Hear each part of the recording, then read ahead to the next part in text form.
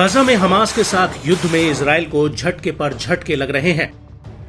एक तरफ गाजा की एक सुरंग में 6 इजरायली बंधकों के शव मिलने से पूरे इजराइल में आक्रोश पैदा हो गया है।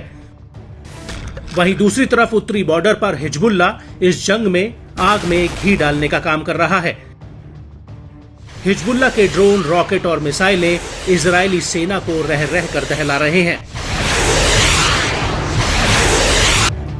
यहां तक कि आईडीएफ की तरफ से पलटवार करने के बावजूद हिजबुल्ला और ज्यादा आक्रामक हो चुका है और अब इस पूरी जंग का रुख बदलता हुआ दिख रहा है।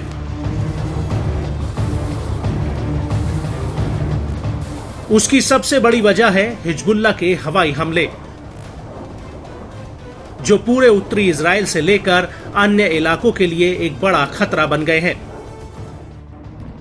बीते दिनों में हिजबुल्ला ने ड्रोन हमलों के मामले में महारत हासिल की है, जिसका तोड़ आईडीएफ के पास भी नहीं है और खुद इजरायली मीडिया भी इस बात को बखूबी समझ रहा है।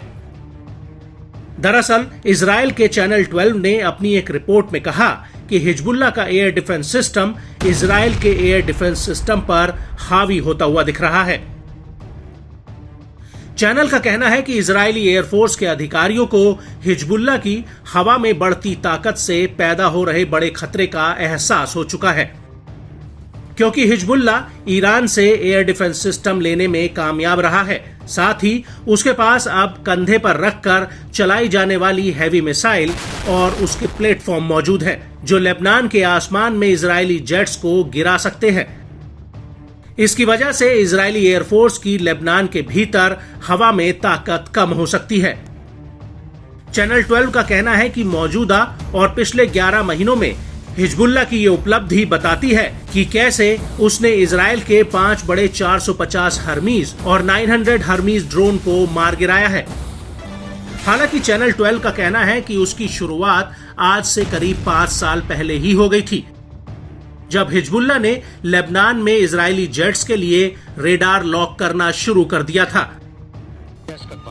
2019 में आईडीएफ के एक ड्रोन से दागी गई मिसाइल को हिजबुल्ला ने डिटेक्ट कर लिया था। इसके अलावा 2020 और 2021 में हिजबुल्ला ने ऐसी कई मिसाइलों को डिटेक्ट किया था। हालांकि हिजबुल्ला के पास इस तरह की इंटरसेप्टर मिसाइलें कहां से आई, ये भी बड़ा सवाल है। लेकिन चैनल 12 का कहना है कि हिजबुल्ला के पास ये मिसाइलें सीरिया होते हुए समुद्र के रास्ते पहुंची हैं। यहां तक कि इन मिसाइलों की डिलीवरी में रूस के बड़े अधिकारियों का भी हाथ हो सकता है।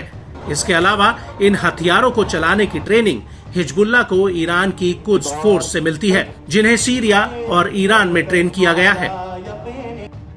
और इससे भी ज्यादा बड़ी बात यह है कि लेबनान में हथियारों का जखीरा इकट्ठा करने के पीछे सीधे सीधे ईरान का हाथ है।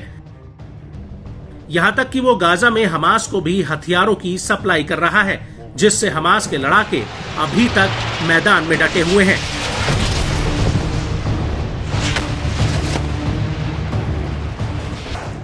और यही वजह है कि गाजा से ज्यादा अब लेबनान बॉर्डर इजराइल के लिए एक बड़ा खतरा बन चुका है।